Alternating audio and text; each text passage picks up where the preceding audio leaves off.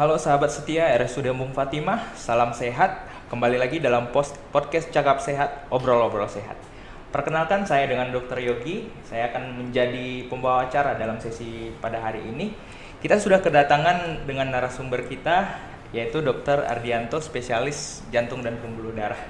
Beliau merupakan salah satu dokter jantung di RSUD Embung Fatimah. Beliau sudah sangat berpengalaman untuk menangani berbagai masalah jantung ya dok.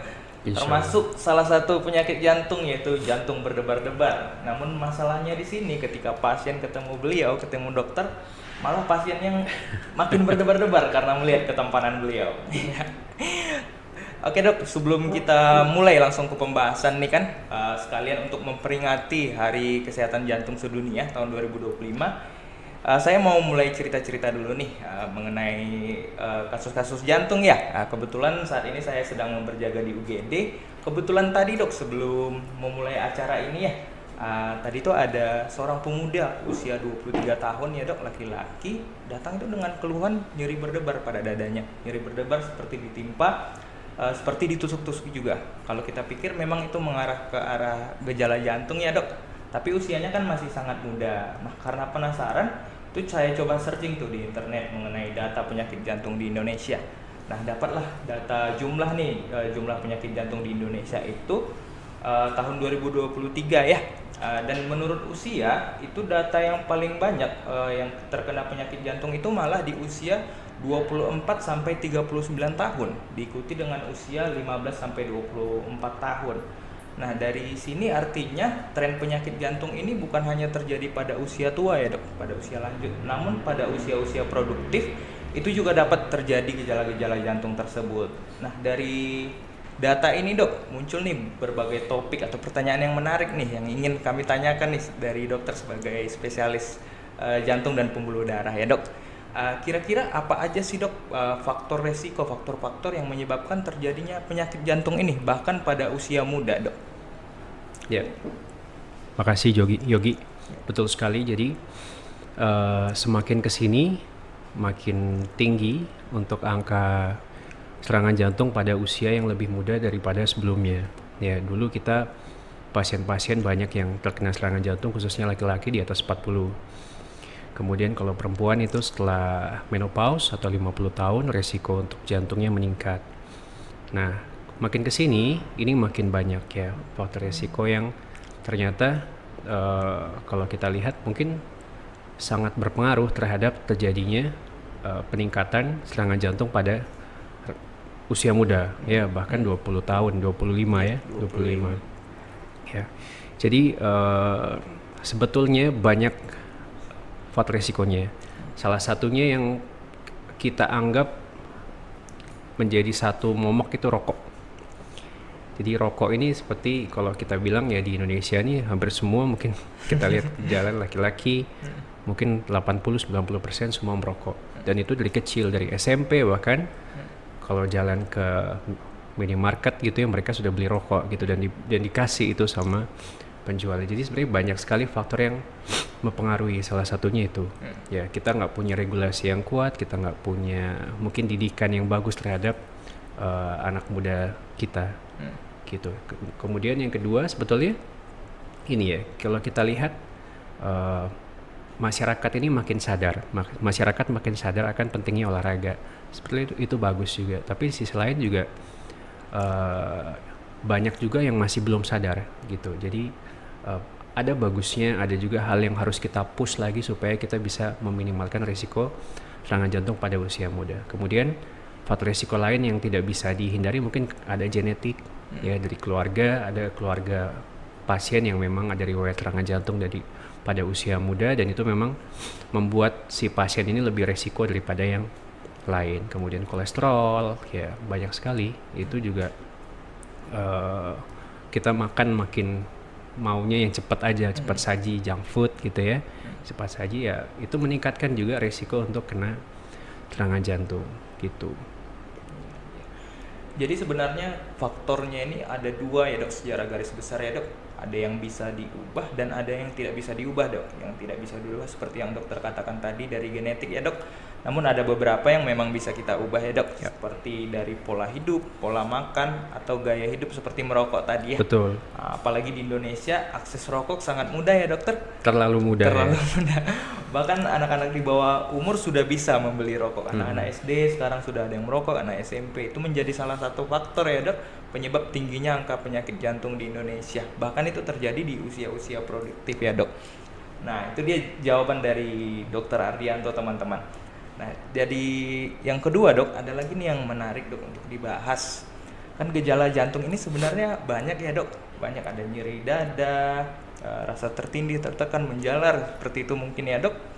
Kira-kira, Dok, biar teman-teman yang nonton juga tahu nih, biar lebih waspada lagi ya. Apa aja sih gejala minimal, indikasi minimal lah, Dok, gitu ya. Gejala yang harus kita segera periksakan itu, Dok. Dan pemeriksaan apa sih gitu yang perlu kita lakukan untuk melihat awalnya aja gitu, apakah ini mengarah ke suatu penyakit jantung atau tidak. Ya, sebetulnya ini sesuai juga sama tema World Heart Day kita pada tahun 2025, itu judulnya Don't Miss a Beat. Don't miss a beat itu artinya kan berarti kita jangan melewatkan satu beat. Satu beat itu artinya apa? Jadi kalau kita lihat data itu setiap 2 detik ada 1 orang yang meninggal karena serangan jantung. Tiap 2 detik lagi ada 1 orang yang meninggal karena serangan jantung. Bayangkan kalau kita selesai podcast ini aja ada berapa ribu pasien yang sudah meninggal karena serangan jantung. Sebetulnya yang kita mau sampaikan, ada kampanye yang kita mau sampaikan, yaitu adalah kita bisa melakukan hal kecil dan ternyata efeknya sangat besar gitu. Jadi kita nggak mau kehilangan keluarga kita, kerabat kita, terdekat kita karena sakit jantung kan. Kita mau ya mereka sehat semua dengan cara hal kecil. Jadi small act matters. Jadi kita melakukan hal kecil, contohnya apa? Kita bisa melakukan kayak jalan kaki 30 menit sehari, kita banyak makan sayur, kemudian kalau mau dari protein bisa ikan, banyak juga mungkin kacang-kacangan, itu bisa bantu, stop rokok itu ya. Jadi sebenarnya tema WHD kita tuh kita pengen masyarakat semua khususnya ya, apalagi orang-orang terdekat kita untuk melakukan kampanye ini. Kita pengen galakkan ini jadi supaya tujuannya mengurangi angka kematian karena serangan jantung. Nah, terkait tadi ada keluhannya apa? Nah, ini salah satu juga small act matters. Jadi kalau kita ada keluhan nih umpamanya, mau usia 25 tahun, mau usia masih 30 tahun, mau usia mungkin masih remaja tapi ada keluhan berdebar gitu ya. Kan nggak semua sakit jantung tuh ada karena memang faktor resiko, ada juga yang memang bawaan. Kemudian ada juga yang memang karena ada gangguan kelistrikan di jantungnya. Jadi itu nanti bisa menyerang usia lebih muda. Yang bisa dilakukan ya segera periksakan. Contohnya berdebar, dok, saya kalau misalnya lagi aktivitas kok tiba-tiba berdebar ya, terus kayak capek gitu ya, kok saya kayak mau pingsan ya, dok ya, terus saya duduk dulu terus membaik. Itu segera periksakan. Kita bisa lakukan beberapa pemeriksaan untuk mengetahui diagnosisnya apa. Pastikan dulu. Jadi kita pencegahan.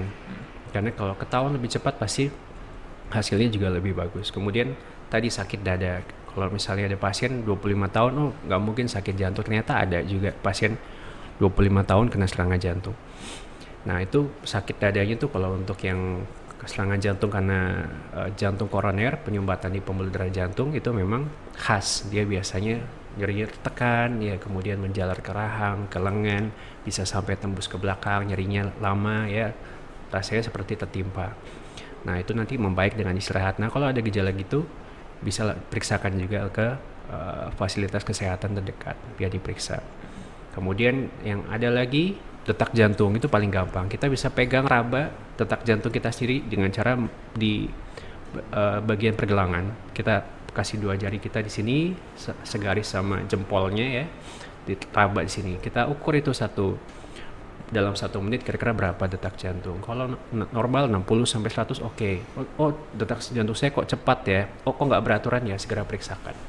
Jadi itu maksud saya, hal kecil itu sangat berpengaruh dan kita bisa mencegah lebih cepat untuk terjadi hal yang lebih berat nantinya. Iya, gitu. Baik dokter. Berarti salah satu langkah kecil itu salah satunya itu kita harus aware dulu ya dok. Kita Betul. harus tahu gitu apa sih gejala awal dari penyakit jantung ini ya. Bagaimana cara memeriksanya? Mungkin kata dokter tadi cara paling simpel dari nadinya bisa kita cek ya Betul. dokter. Jadi kita harus aware dulu teman-teman. Itu salah satu langkah kecil yang dapat kita lakukan untuk mengurangi banyaknya angka kejadian penyakit jantung ya dok di Indonesia. Terus ada lagi langkah-langkah kecil seperti perbaiki pola hidup, jalan 1 hari 30 menit ya dok. Ya. Sangat simpel sebenarnya dok, tapi sangat sulit dilakukan. Mending pakai motor gitu Mending kan. pakai motor gitu. Iya, karena orang Indonesia sangat terkenal ya dok, malas Iya. jalan kaki ya. Padahal dengan jalan 1 hari selama 30 menit saja sudah jauh mengurangi ya dok risiko Betul. terjadinya penyakit jantung ini ya dokter. Iya. Mungkin ini ada satu pertanyaan lagi dok. Pertanyaan ini cukup menarik karena banyak teman-teman di rumah ini yang bertanya gini. Kira-kira gini pertanyaannya dok. Gejala sakit jantung itu kan sebenarnya rada-rada mirip ya dengan gejala sakit lambung. Ya. Dari skala nyerinya, dari lokasi nyerinya itu rada-rada mirip. Nah, jadi teman-teman di rumah ini pengen tahu dok, bagaimana cara simple buat bedakan ini nih jantung, ini nih dari lambung. Dan dokter juga boleh jelasin mungkin dok sedikit mengenai penyakit jantung koroner itu bagaimana Oke. terbentuknya dan bagaimana terjadinya biar teman-teman juga lebih jelas ya dok. Oke. Jadi kalau jantung koroner itu adalah sakit yang disebabkan karena penyempitan atau penyumbatan di pembuluh darah jantungnya. Penyumbatannya itu bisa 1, bisa 2, bisa total, bisa juga sedikit. Nah, tapi ketika dia sampai bikin keluhan berarti sudah muncul sindrom, sudah muncul gejala dan itu memang harus ditindaklanjut ya. Nah, gejalanya itu biasanya karena ya tadi saya bilang ya, dia sakitnya itu rasanya khas di tengah sini.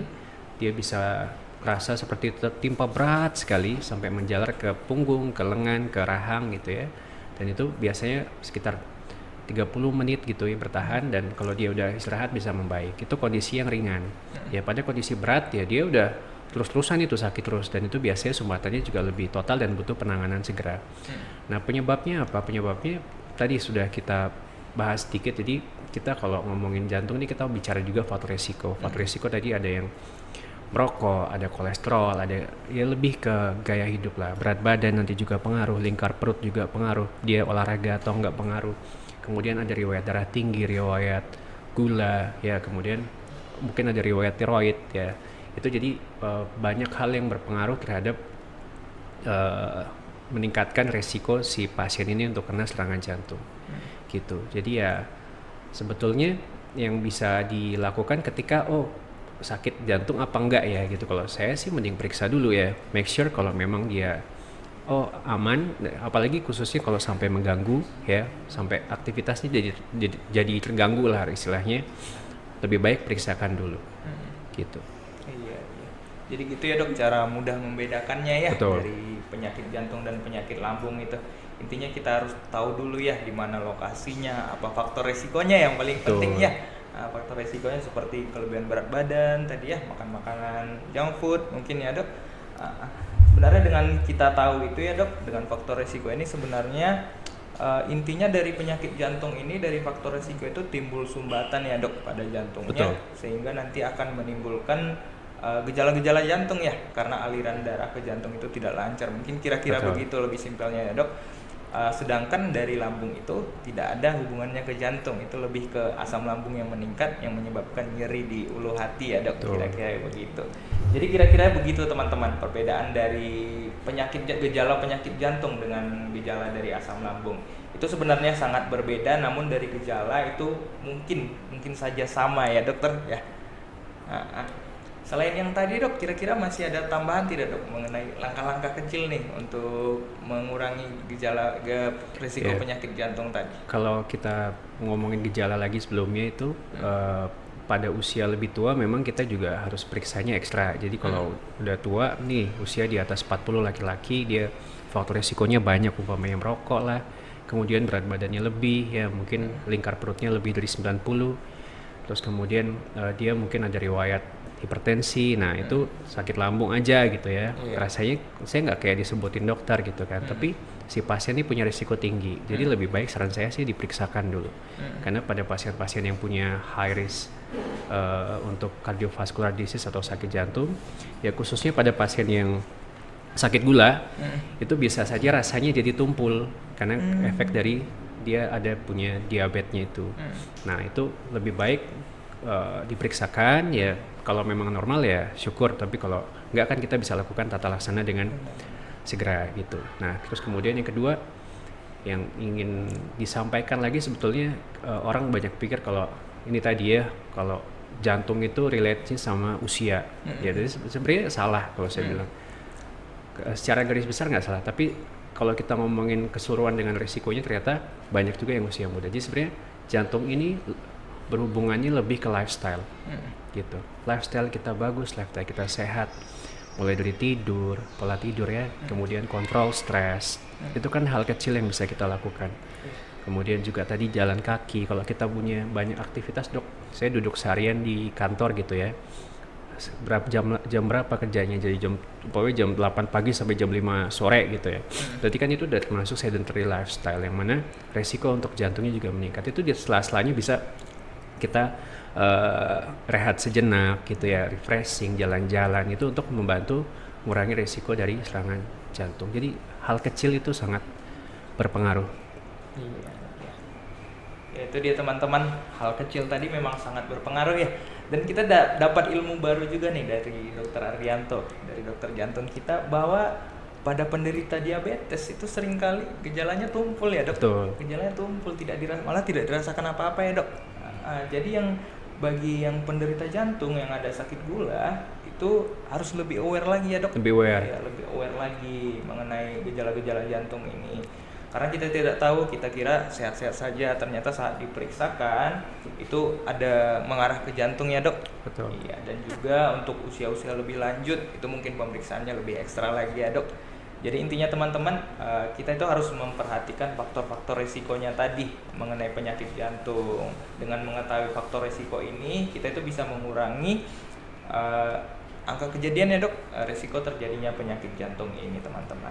Baiklah, dari Dr. Ardianto apakah ada yang mau disampaikan dok, edukasi untuk teman-teman di rumah mengenai jantung? Oke, untuk closing ya? Iya, boleh dokter. Oke, jadi saya juga menyampaikan kampanye kita. Jadi World Heart Day ini sebetulnya kita peringati tiap tanggal 29 September. Tujuannya satu, jadi kita pengen mengurangi sebanyak mungkin pasien yang terkena serangan jantung. Karena sampai sekarang jantung itu masih jadi pembunuh nomor satu ya secara global, lebih dari cancer, lebih dari penyakit infeksi dan lain-lain. Kita pengen keluarga kita sehat, kita pengen kerabat kita sehat, kita mau semua yang orang terdekat kita semua baik-baik saja. Dan kalaupun sudah ada keluhan atau yang terasa, mungkin kita bisa segera periksakan untuk mencegah hal yang tidak diinginkan. Karena small act matter. Jadi mari kita jaga lifestyle kita dari sekarang supaya kita punya jantung yang sehat. Oke. Baik dokter, itu dia teman-teman edukasi penutup dari Dr. Ardianto. Tapi sebelum ditutup nih dok, ada satu lagi dok. Tadi sebenarnya sebelum saya kesini, saya kan ada ngobrol nih sama teman. Saya mau ada podcast nih dengan Dr. Ardianto. Terus nanya tuh, Dr. Ardianto itu yang mana? Saya tunjukin nih fotonya nih, dokter jantung di RSUD Bung Fatimah. Wah ganteng ya katanya gitu kan dok. Terus dia nanya, ini dokter ini jadwal pulinya kapan? Kalau gitu. misalnya saya ada gejala atau mau bawa orang tua saya ke Dr. Ardianto aja deh kayaknya katanya gitu. Jadi penasaran nih dok, teman-teman mengenai jadwal dokter itu di RSUD Bung Fatimah. Jadwal saya tiap hari ada, jadi jadwal saya siang dari jam 1 sampai sekitar jam 4 jam 5 sore. Tiap hari ya dokter? Tiap hari. Dari jam berapa tadi dok? Jam 1 sampai jam 4 sore. Dari jam 1 sampai 4 sore setiap hari ya dokter. Nah jadi buat teman-teman nih yang udah aware tuh, yang udah tahu bagaimana gejala-gejala jantung, gejala awalnya, yang udah mulai curiga, terus seperti pesan Dr. Ardianto tadi, segera periksakan jika memang gejalanya mengarah ke jantung ya dok. Boleh langsung datang ke Poli Dr. Ardianto setiap Boleh. hari ya dok. Boleh. Dari jam 1 sampai jam 4. Ya beliau juga sangat ramah dan sangat ahli ya dok, sudah berpengalaman untuk menangani Insya Allah. berbagai penyakit jantung. Oke lah, baik cukup kira-kira ya dok. Ya, atau dokter ada mau disampaikan lagi? Terima Ya kasih. baik teman-teman, berhubung selesainya diskusi kita pada hari ini, saya mengucapkan terima kasih sebagai pembawa acara pada sesi kali ini. Terima kasih juga kepada Dokter Ardianto, Makasih banyak sudah diundang. spesialis penyakit jantung dan pembuluh darah yang sudah meluangkan waktunya untuk mengisi acara pada hari ini untuk memperingati Hari Jantung Sedunia ya dokter. Untuk itu kami tutup acara pada hari ini. Kami ucapkan terima kasih dan sampai jumpa pada sesi berikutnya. Salam sehat. Salam sehat.